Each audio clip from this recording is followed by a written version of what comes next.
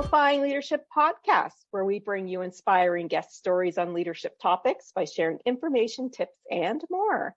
My name is Tara Lehman, and I am a partner, coach, and consultant at Twin Life Coaching and Business Services, of which Amplifying Leadership is a division. Leaders, we are here to support you with tools, coaching, workshops, and more through our leadership services. To learn more about us or our leadership community, please visit amplifyingleadership.ca. Today, I am welcoming Richard Blank. Richard is a speaker, trainer, CEO of Costa Rica's call center, as well as someone who owns the largest collection of restored American pinball machines in Central America. Welcome to the show. I'm so happy to be here. I can't wait to amplify my experiences and stories, shed some light, share some secrets. Love it. So before I get started, why pinball machines?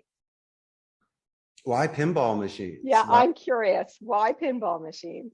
I look at it like Tom Hanks in the movie Big. He made a lot of money. And the first thing he wanted was a trampoline and a game room and a loft. And so for me, I'd rather have a pinball machine than a Rolex any day. I love it.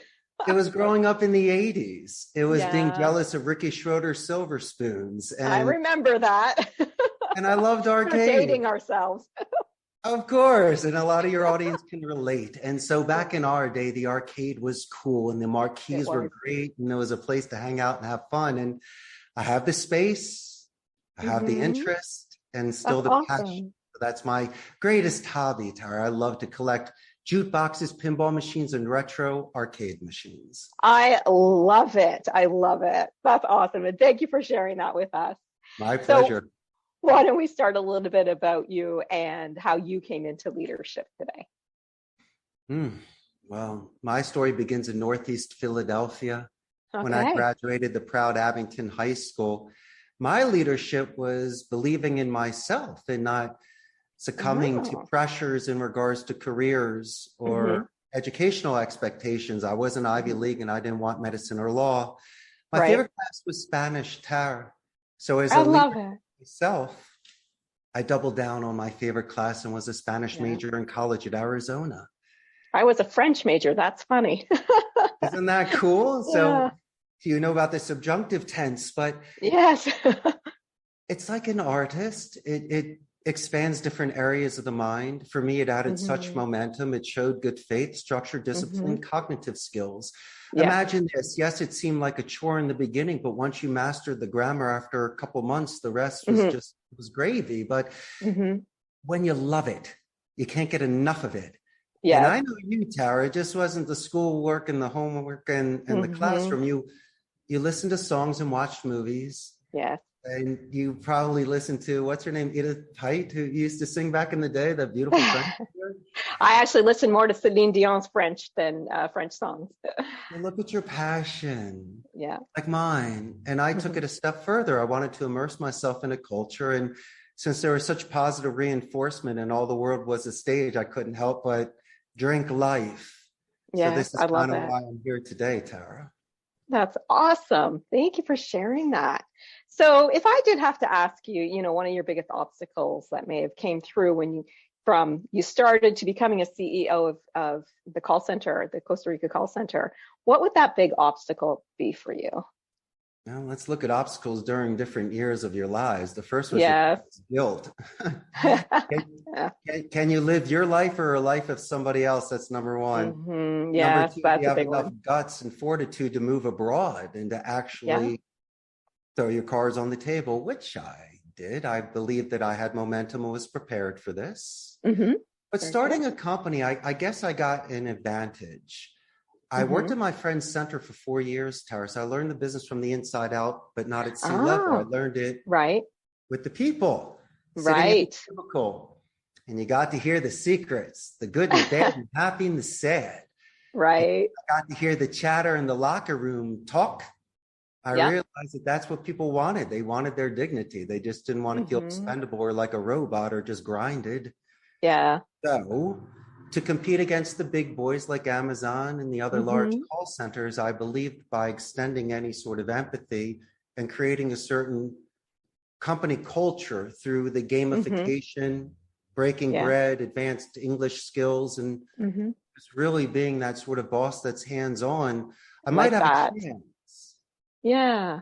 And so by incorporating my culture, or you're Canadian, my United States, our North American culture to a Central American culture, it was a perfect fit, like a Reese's peanut butter cup, chocolate and peanut butter.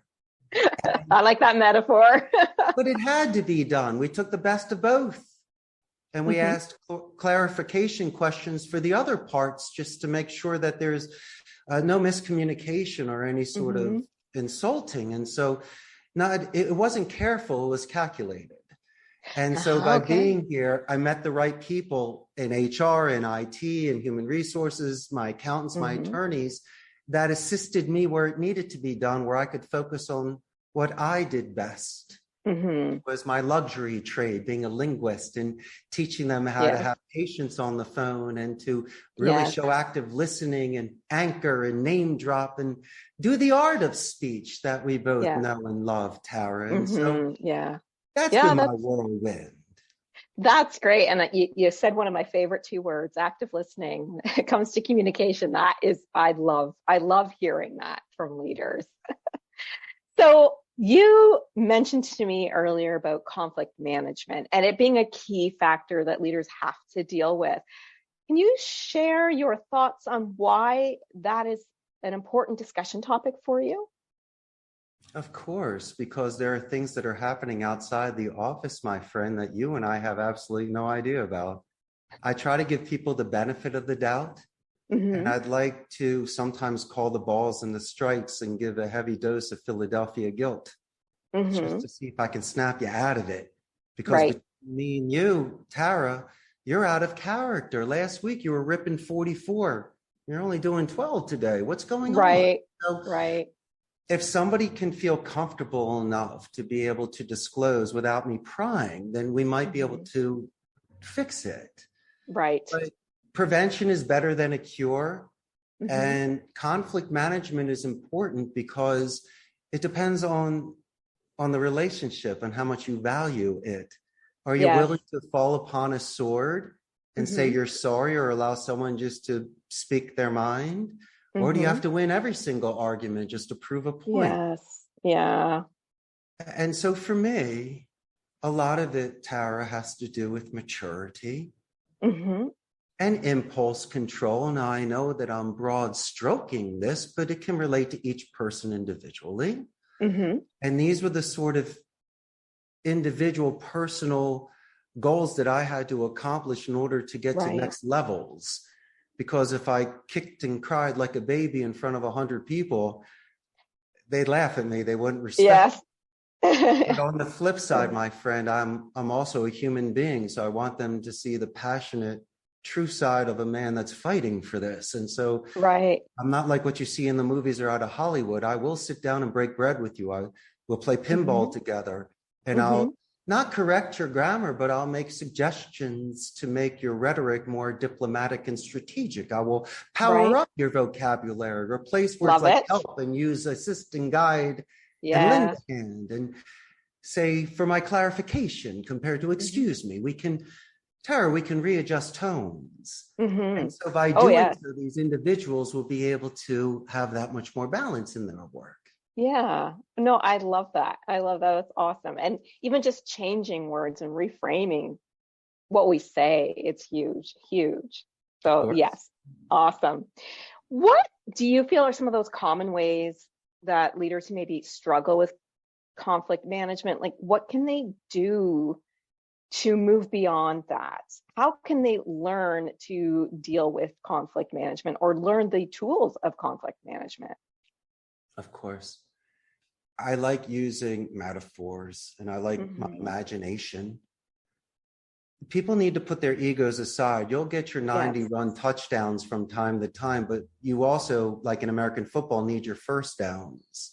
You need to win, like in hockey, from the Flyers against your Toronto Maple Leafs. We need to win the face-off in order to get down there and score the goal on you guys. So I'm a huge Flyers fan. You know how that are you? But my mentor and my favorite was Bernie Perrant, which was a Canadian goalie, and I actually got to meet him back in the 70s when they were winning. Did you? Oh, yeah, Bernie's the best. But getting back to my point, as a CEO, you got to be grounded and humble. If there's no win, then your sale is useless. So I needed people to believe in this to come back. You can't yell or threaten people because they have the leverage and could quit. Yeah. But you need small wins. You need to see the mountain in the distance, but count the steps and do checkpoints. So I love that. You can feel good about yourself, even if it is, yeah, but Richard, I didn't make money today. Okay, well, did you write a composition? Did you do your due diligence and look at a LinkedIn profile and a website? Did you find some clues and some goodies out there where you can anchor with the person? And if you're sending an email or leaving a voicemail, you make it tailor-made. Like my friend Tara, if you left me a voicemail and mentioned my pinball machines, you'd have my undivided attention for 5 minutes. So these are the sort of little gifts that people are putting out there, but most people are too lazy or they just don't see it to pick it up.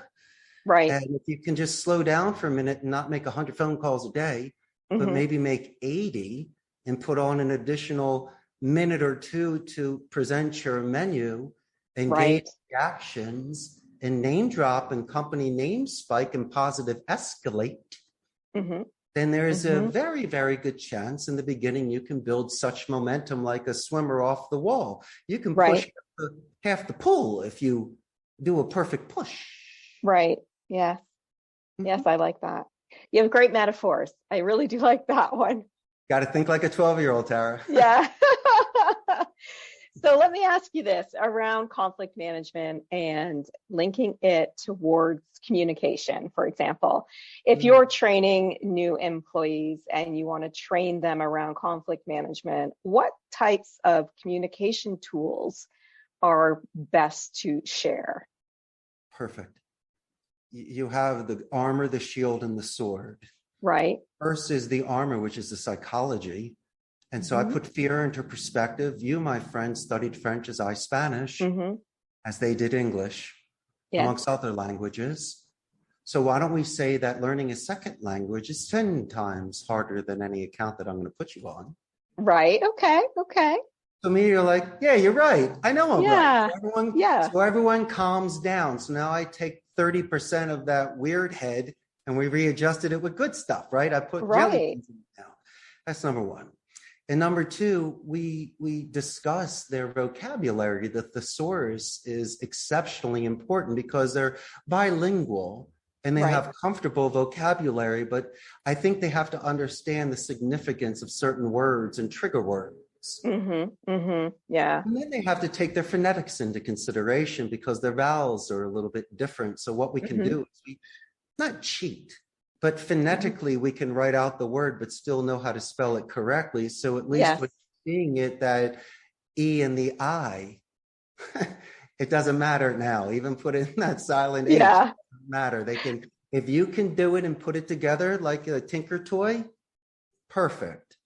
I'm giving them weapons to use. I don't compromise ethics, values, or morals. And then how about this one? We have them memorize the military alphabet on the first day so they can anchor with any veterans. They can ensure that emails don't bounce back, Tara. And a lot of the times people have beautiful names. And by taking the time to discuss that beauty mark and how to say it correctly, is probably one of the greatest compliments to give somebody because most people are afraid to ask. Yes. And I have to admit, coming back to something you just previously said was when it comes to names, for example, I have guests, sometimes I don't know how to say their name. And so when they tell me how to say it, I write it out how it sounds. Right. But I never put it out there that way. It's always out there properly, but that way I don't offend them when we do our recording. I want to make sure I say it right. And so if it helps me to write it out a little differently so that I can go beyond that, that's a really great tool. And I'm really happy that you had mentioned that without offending. You don't ever want to be offending anybody. No one's offending anybody with our good faith. But then here's the skinny. This is how you're going to lock them in, Tara.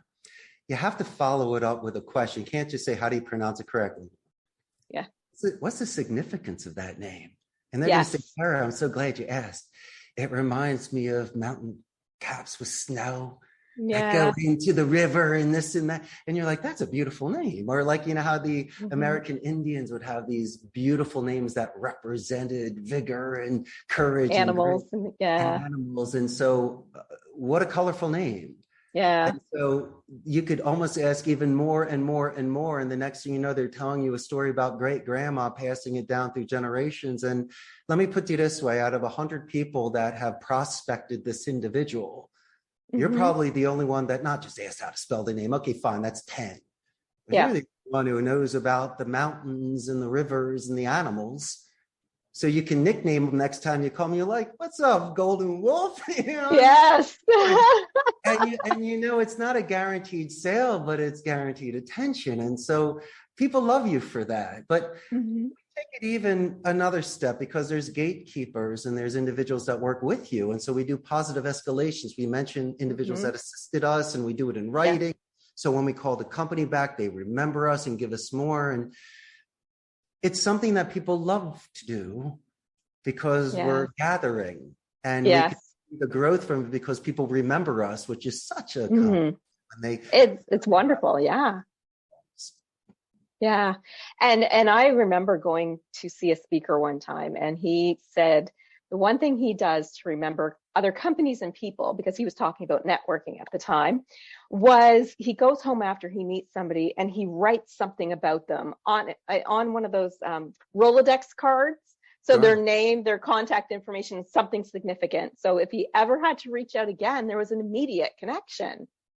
So that reminded me of that when you were talking about those types of things, because that networking side, or even making those connections, especially probably where you are, is so, so important to have those customers or those clients come back, or even just to feel that you heard them the first time. No, I totally agree. And your friend did something very spiritual. If you think about it, technology today, 9 out of 10 would have been typing it in. Yes. Your friend actually goes severe old school, takes out Rolodex. the time to write it. And for me, I think that's a wonderful tradition. I think it's excellent luck. And this individual knows that it's putting such extra effort, energy into it. Yes. That it's going to come back because it's there. Yes. So, hats absolutely off, friend. Yes. So let me ask you a question about connection, because where you work, that's a huge piece of communication. So how do you ensure that you still connect with remote workers? Oh, in Costa Rica, we do have the best infrastructure in Central America, so the grid stays up. Okay. And so that's very good for us. Whereas there's no shenanigans because we can monitor them. Their work is fine. It hasn't dipped. And once again, there's immediate communication with supervisors, IT, with each other through certain chat applications. Yes, that's good. But you know what it is? It's the isolation. It seems monotonous there. Their work performance is great, but to me, I think it maxes out. It has a ceiling to it. Okay, because sitting next to you, Tara, giving you a high five when you just rip that call, and then we go get pizza at lunch, that's that extra 10%. Yes. You can't get that at home. You need that with your coworkers and your best friends, that reduce attrition and make it more fun. Yeah. And so I think we lost a little bit of that spontaneous spark magic that people had here when they were feeding off of that amazing energy that was going on the floor. Yes, we found that too when COVID shut most things down. I was working for an essential service trucking industry, and I was, leading the team then, and it was hard. So we tried things like, the virtual coffee chat, or one-on-one meetings was the way we connected as well, to just having people who were external call in on Fridays, just to make sure that we're checking in with them. Yeah, and as long as their work isn't going down, there's nothing wrong with that, as long as we're connecting and communicating with them. So that's really great. But they get stagnant because if you think about it, when you're a musician or you're with somebody, there's magic that happens that moment that would have never happened virtually. But yeah, You can compare notes and we can be on Zoom. No. There's that energy in the room. yeah, like you said, the high fives don't happen, or the woohoos, or did you hear that? You miss all of that, and it can be very difficult. Tara, do you want to know where it really is? It's the pick me up. It's the person that knows you so well that looks at you and you go, come on, buddy, let me get you some coffee. Yes. Or let's go have a chat. Or that's absolutely. Exactly. Yeah. And so that's the human connection that people have with one another, that maintains that sort of harmony and balance. And unless you are just so rigid, or you can meditate, or in some sort of trance, it's impossible to maintain that sort of feeling alone. Yeah. Yes, I agree.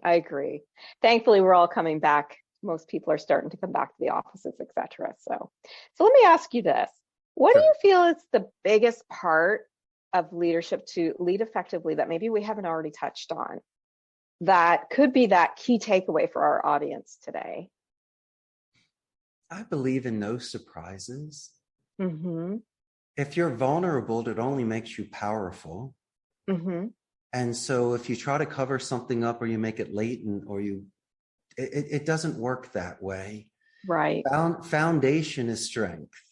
And so character is judged during chaos, Tara. And so the best long-term relationships I've had with clients have been when I've discussed in a forthright manner prior to a contract things that may happen, a possible attrition rate, or maybe, training, resources, hiccups. But on the flip side, if you are proactive, and I call and let you know that Billy quit today because Amazon hired him, but we already have 3 people in training, they should be on the phone in 2 hours. Right. Then that's the sort of thing that gets you points. And I like the fact of calling my clients with good news, and I can't say bad news, it's shared news. I like that.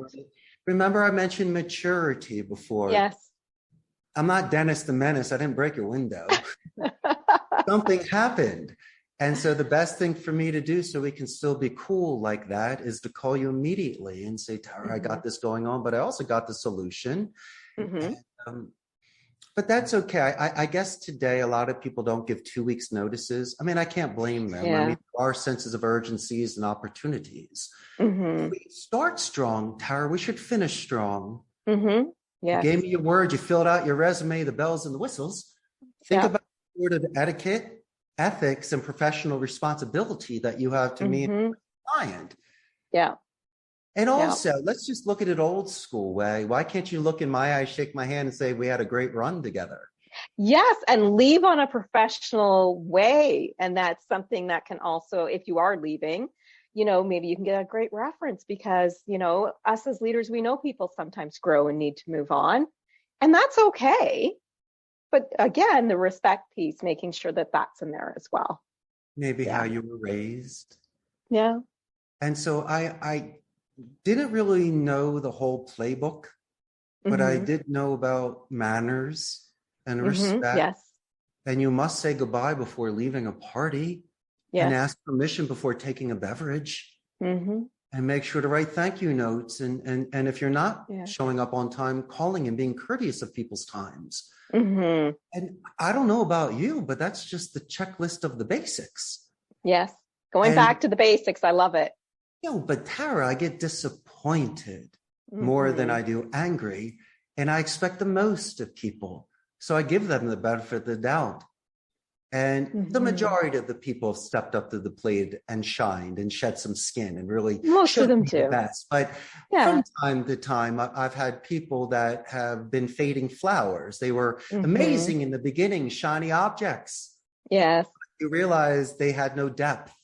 So they really weren't there for the long. Yeah, for the long haul. They weren't there in the first place. There for a paycheck, right? Can't blame them. And they sold me well. They're a one-trick pony, and they got a great 5 minutes. So you got me good. But when it's time for us to really have that heart-to-heart conversation, or to contribute to something, or just to, It's where you see, but I also like to listen because people can give me incredible ideas. Absolutely. And they get full credit for it. Yeah. And so the more that you encourage somebody to participate without repercussion, the more that they can be groomed to become a future supervisor because they have that sort of experience. And, they got in the ring for a couple rounds. And I'll even take some budding supervisors and bring them into certain meetings just so they can understand how I make certain decisions. Yeah. So they understand about finances, contracts, and other things so they can really see what's behind the curtain and why we make certain decisions. And so that's why we delegate, Tara, and that's why we surround ourselves with people that can be promoted and grow with you. Exactly. Delegation. Love it. Because you can also help them grow, which is what so many people want. And it may not be the ideal time to promote, but we can still help them with delegation and training. Right. Great. Well, thank you so much for a great conversation today. If anybody wanted to learn more about you or about your business, how can they find you online? I got a very, very large Facebook fan page, about 117,000 local goes. So, that's awesome. Miss Tara, when this goes live, I'm going to make sure to put you there front and center for more fans, but just so your audience can know, it can really give them a grasp of the business process outsourcing industry in Central America. Now, Costa Rica is north of Panama, south of Nicaragua. We're the only democratic society in Central America, so there's no standing army. There's a 95% literacy rate. And so our skill sets here are incredible, but we're really known for our ecotourism and medical tourism. And Tara, I don't know if you can surf up there in Canada, but we got some of the best surfing in the world. So, all right. Well, what should they look up if they're looking for you on Facebook? Costa Rica's call center.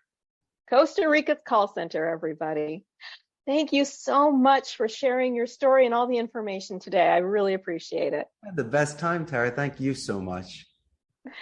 And of course, a thank you to our audience. We do hope you have a few takeaways today to help you on your leadership journey.